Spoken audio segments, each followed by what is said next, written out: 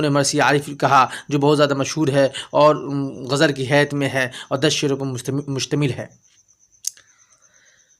غالب نے دہلی کا سفر کب کیا اور دہلی میں کتنے سال قیام کیا؟ 1812 کو دہلی کا سفر کیا اور تقریباً 50 سال دہلی میں قیام کیا۔ غالب نے پیشہ کی غرض سے کلکتہ کا سفر کب کیا اور کلکتہ کب پہنچے؟ 1826 کو روانہ ہوئے اور فروری 1828 کو کلکتہ پہنچے۔ غالب نے کلکتہ کا سفر کن کن شہروں سے گزرتے ہوئے کیا؟ کانپور، لکھنؤ، الہ آباد، پٹنہ، بنارس اور مرشید آباد۔ غالب نے کلکتہ میں کتنے سال قیام کیا؟ حالی کے مطابق پورے 2 سال کلکتہ میں قیام کیا۔